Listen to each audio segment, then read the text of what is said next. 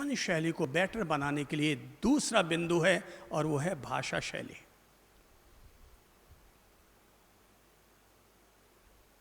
वाणी,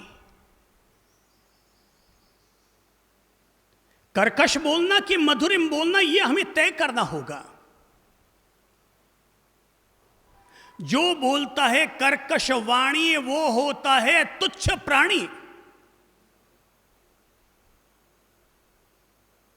और जो बोलता है मधुरिम वाणी वो होता है उत्तम प्राणी।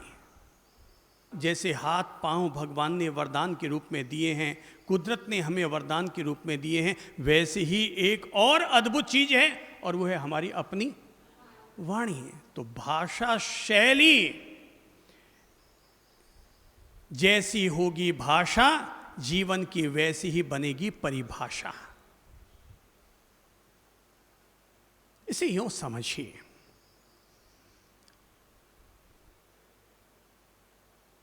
एक राजा अपने सिपाही के साथ जा रहा था एक नगर से दूसरे नगर की तरफ। हालांकि पानी वानी का सारा इंतजाम लेकर के निकले थे, लेकिन रास्ते में पानी खत्म हो गया और राजा को प्यास लगी। तो उसने सैनिक से कहा कि जाओ देखो और कहीं पानी का प्रबंध हो जाए। तो वो थोड़ा आगे बढ़ा तो देखा एक कुटिया मिली है, बुढ़िया बाहर बैठी है और अपना छाजले में धान चुनने बिनने का काम कर रही है। उसने जाते ही कहा, ए बुढ़िया, तेरे घड़े में पानी है, ला पानी दे, मुझे पानी पीना है। बोले पानी वानी कुछ नहीं है, भग यहां से। आ गया पानी, पानी मैं किसी को कुछ नहीं देने वाली, रवाना हो जा, ये मेरा पानी है, मैं जानू दूं कि ना दूं। बोले देगी कि नहीं देगी? नहीं दूंगी, ये मेरा पानी है। अब उसे पता था राजा है बगल में, नहीं तो उठा के घड़ा उसका फोड़ ही जाता, पर राजा का डर था, वो वापस चला गया। राजा से जाकर कहा कि उस बुढ़िया के पास पानी तो है पर वो देने से इनकार कर रही है। अच्छा ठहर, तुम ठहरो। सेनापति से भी कहा कि तुम भी ठहरो, मैं जाता हूँ, पानी की मुझे ज़रूरत है, मैं जाता हूँ। वो वहाँ जाता है और कहता है, माता जी। ले हाँ बोलो भाई। माता जी बहुत प्यास लग रही है, आपकी बड़ी कृपा होगी अगर मुझे 2 घूंट पानी पीने को मिल जाता। हाँ हाँ आओ भाई, बैठो बेटा, मेरे करीब बैठो, आराम से बैठो, सुस्त आओ, बड़े ठंडा पानी है, आराम से मीठा मीठा पानी पियो। पानी पिया, तृप्ति आई तो उसने उस बूढ़ी माँ से पूछा कि अम्मा, एक बात समझ में न आई, जब मैंने सैनिक को भेजा तो आपने मेरे सैनिक को दुत्कार कर निकाल दिया, और जब मैं आया तो आपने मुझे बड़े सम्मान के साथ बिठाया और मुझे पानी पिलाया। उस बूढ़ी अम्मा ने कहा, भाई बोलने के तरीके में फ़र्क है बेटा। वो तेरा सैनिक आया था, वो ऐसे कह रहा था जैसे मैं उसकी नौकरानी हूँ और मैं उसके यहाँ पर पैसा लेके काम कर रही हूँ, मुझे इस तरीके से बोल रहा था। महाराज आप आए, आपने कितने सलीके से मुझे सम्मान देते हुए कि दादी अम्मा, माता जी, बड़ी कृपा होगी, प्यास लगी है, थोड़ा सा पानी दे दें तो तृप्ति हो जाएगी। आपने कितने सम्मान से मुझे कहा, तो पानी क्या महाराज, जो इतने सम्मान से बोलता है उसके लिए पानी तो क्या जान भी हाजिर होती है। महाराज आप एक काम करें, अपने नगर में जब जाएं ना तो अपने सारे सैनिकों को वैसा ही बोलना सिखाइए जैसा आप खुद बोलते हैं। उनको सिखाइए कि किस तरह के शिष्ट और शालीन भाषा का उपयोग करना चाहिए, ये जाकर के आप उनको सिखाइए। जीवन शैली को बेटर बनाने के लिए हर व्यक्ति को अपनी वाणी को बेटर बनाना जरूरी है। वाणी में अगर मिश्री है तो मिर्ची भी बिकेगी, और वाणी में अगर मिर्ची है तो मिश्री भी पड़ी की पड़ी रह जाएगी। हमारी भाषा शैली को बेटर बनाना जरूरी है। हमारी भाषा शैली में जीवन तो कल्प वृक्ष की तरह होता है, जो मनवांछित फल हमें देता रहता है, पर देगा उसी को ना जो इसके फल पाने के लिए तत्पर होगा। तो बहुत अच्छी बात है ये, सभी लोग सीख लो। इसी जबान से पान खाने को मिलता है और इसी जबान से जूते खाने को मिलते हैं। हाँ, जबान बड़ी गजब की चीज है। जबान के अगर चोट लग जाए तो 5 दिन में ठीक हो जाता है, पर जबान से अगर चोट लग जाए तो 50 साल में भी ठीक नहीं होता है। जीभ में जब भी किसी के घाव लगता है दांत से, तो किसी डॉक्टर के पास जाने की जरूरत नहीं होती है, पर जीभ से जब किसी के घाव लग जाता है, डॉक्टर भी वहां पर काम नहीं आते, उनको वो ठीक नहीं कर सकते हैं। क्यों? ये जबान है। जबान हमें लोकप्रिय भी बनाती है और जबान ही हमें अपयश भी देती है। तुम्हारे पास 10 कमजोरियां हैं, पर अगर जबान का सही ढंग से इस्तेमाल करना आता है तो 10 कमजोरियां तुम्हारी ढकी की ढकी रह जाएगी। पर तुम्हारे पास 10 अच्छाइयां हैं, पर एक बोलना ठीक से नहीं आता, तो 10 की 10 अच्छाइयां डूबत खाते में चली जाएगी। इसीलिए तो ये बहुत ज़रूरी है इसका सही इस्तेमाल हो, जबान का सही इस्तेमाल हो। भाषा शैली को हम बेटर बनाएं। कैसे बनाएं भाषा शैली को बेटर? नंबर 1, जब भी बोले मधुरता से बोले। नंबर 2, जब भी बोले अगले का सम्मान बढ़ाते हुए बोले। नंबर 2, जब भी बोले अगले का सम्मान बढ़ाते हुए बोले, इस तरीके से बोले कि अगले का मान बढ़े, न कि अगले का 4 लोगों के बीच में तिरस्कार हो जाए। नंबर 3, कभी भी किसी का मजाक उड़ाते हुए न बोले। नंबर 4, किसी का उपहास करते हुए न बोले। नंबर 5, गाली गलौच करते हुए न बोले। क्या करते हुए न बोले? गाली गलौच करते हुए न बोले।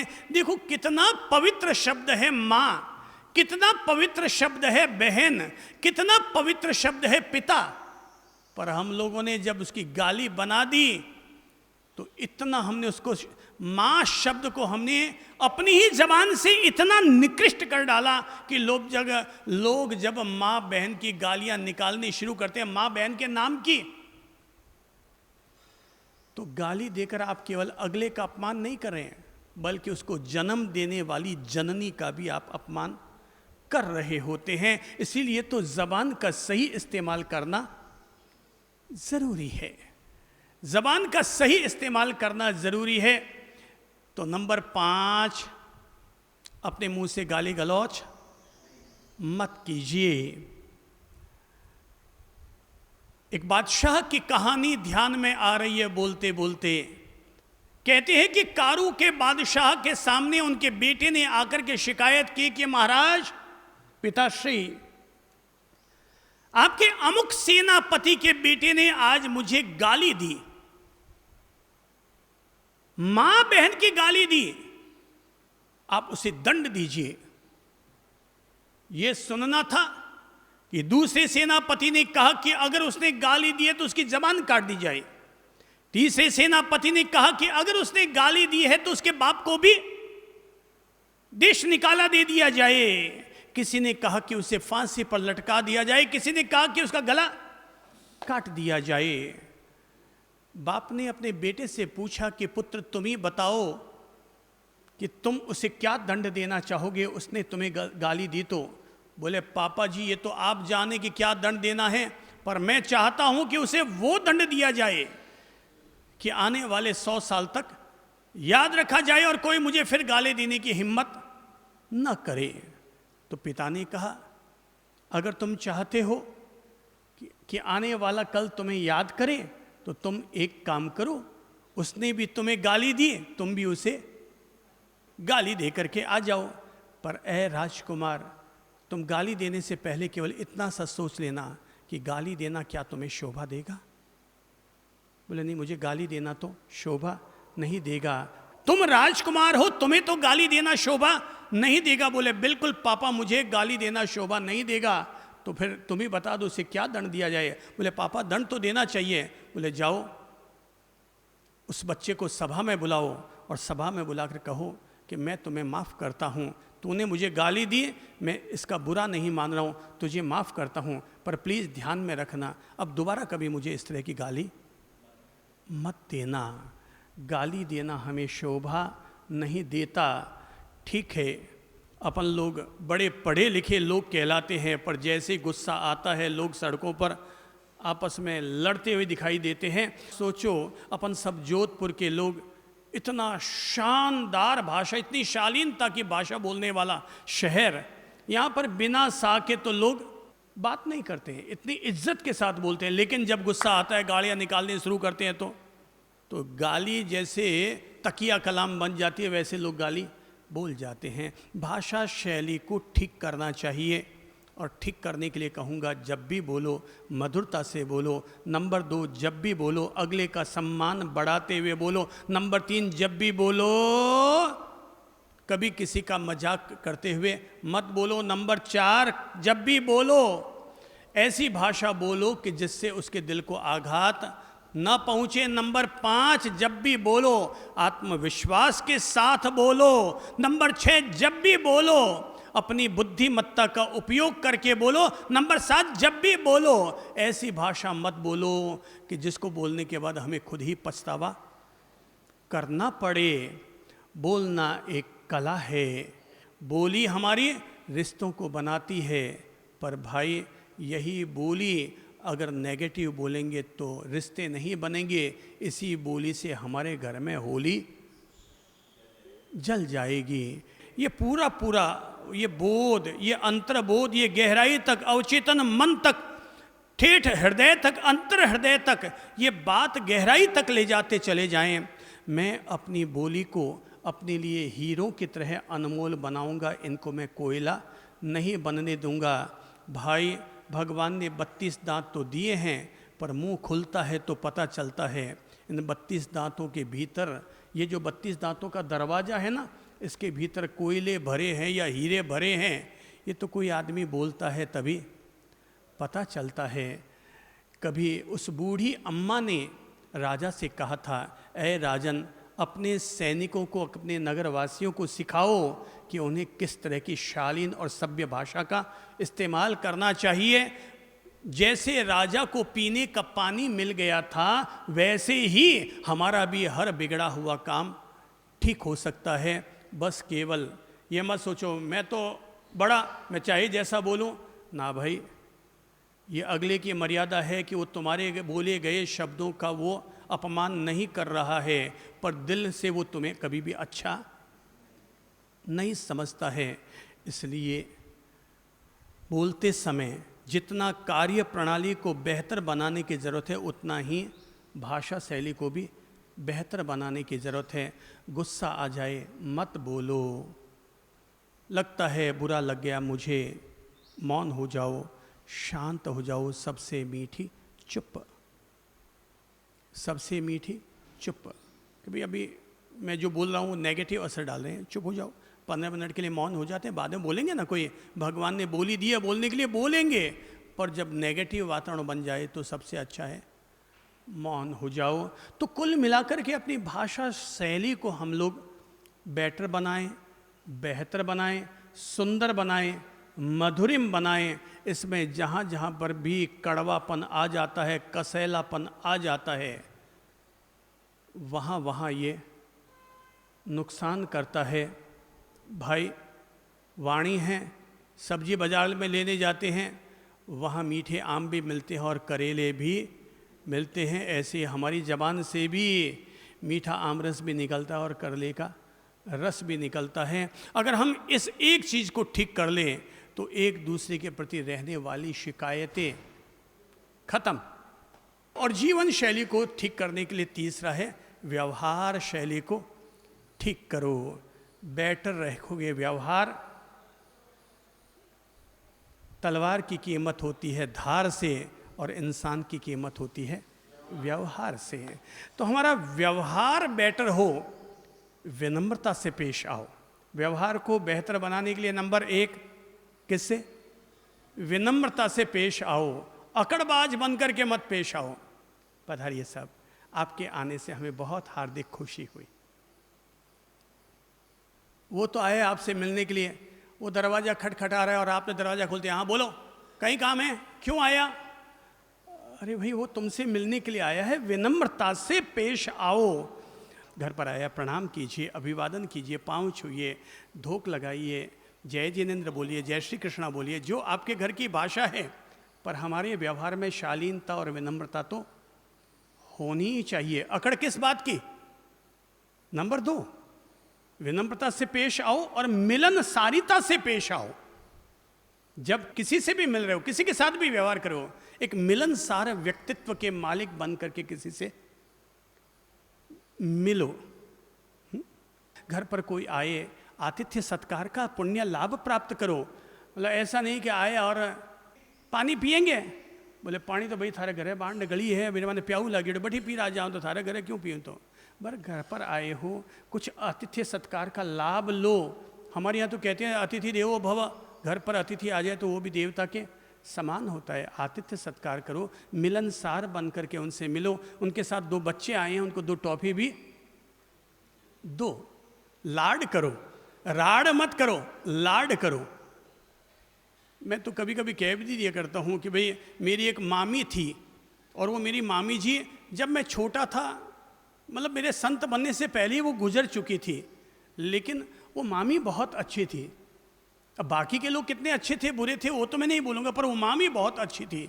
तो कैसे? क्योंकि वो लाड बहुत करती थी, मिलनसार बहुत थी। हम जब भी जाते उनके पास, वो हमें अपने गोद से लगाती है, गले से लगाती है, हमारा हाल चाल पूछती है। और हमें उस ज़माने की बात है तो हमें खर्चा करने के लिए हमारी जेब में 25 पैसे 50 पैसे भी, मतलब एक तो होता है पूछता है तू ले ही खर्चे, वापस कहीं मिले नहीं। जैसे अपने घर में आते हैं कोई, अपन तुझे खाना खासो सा, अगला कहीं बोली कि नहीं नहीं सा बस सा बस सा बस सा। हमारी मामी जो थी ना, वो क्या करती, वो पूछती नहीं थी कि टॉफ़ी लोगे, वो सीधा इधर आ बेटा। हम जाते और अपने वो जो डिब्बा होता था टॉफ़ियों वाला, उसमें हाथ डालती और मुट्ठी भर के टॉफ़ी और हमारे जेब में अंदर खोसे देते, तो वो नीचे गिरती। कोई बात नहीं बेटा, जो नीचे गिर गई उसको उठा के दूसरे जेब में डाल ले। तो मामी जी तो मर गई, आयुष्य पूरा हो गया होगा, तब चली गई होंगी, पर मामी दिलों में फिर भी जिंदा रही, क्योंकि वो मिलनसार थी। वो अपने बच्चों का लाड करती थी। वो बात केवल 25 पैसे 50 पैसे की नहीं है, बात लाड की है, बात मिलनसारिता की है।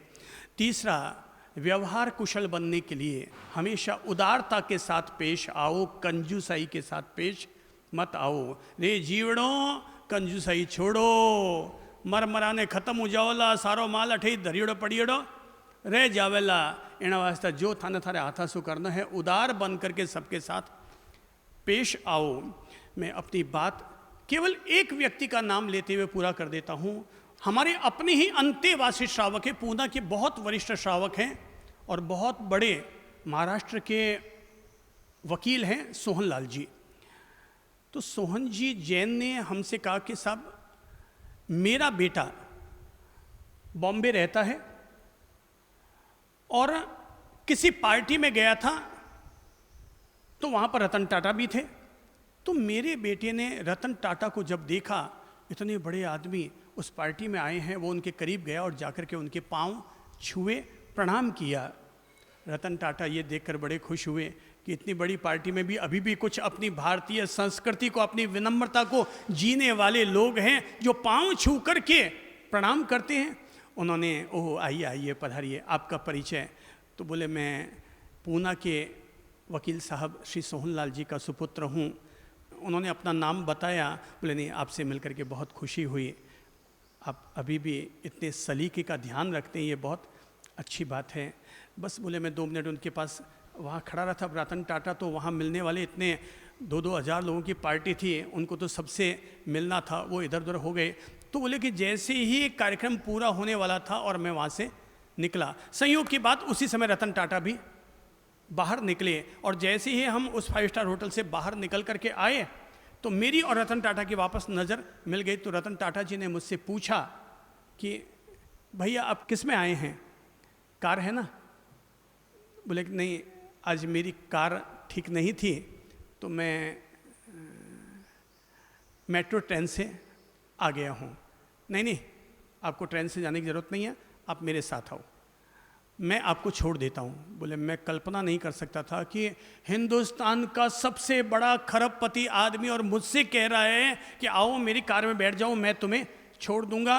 और बोले आप जानकर ताज्जुब करेंगे, रतन टाटा ने न केवल मुझे अपने पास बिठाया बल्कि मुझे अपने घर पर ड्रॉप कर कर के फिर उसके बाद वो अपने घर के लिए निकले। ये है सदव्यवहार, ये है व्यवहार कुशलता। कोई आदमी अमीर बन जाए तब भी अगर इतना उदार, इतना मिलनसार, इतना विनम्र रहता है, समझो वो आदमी भगवान का कृपा पात्र है। ऐसे लोगों को भगवान अगर देता है जिनके पास इतना सब कुछ मिला मगर फिर भी वो बहुत मिलनसार रहे, तो समझ लो वो आदमी केवल जीते जी ही देश में राज नहीं करेगा बल्कि मरने के बाद भी लोगों के दिलों में जिंदा रहेगा, जो व्यक्ति इतना व्यवहार कुशल होगा।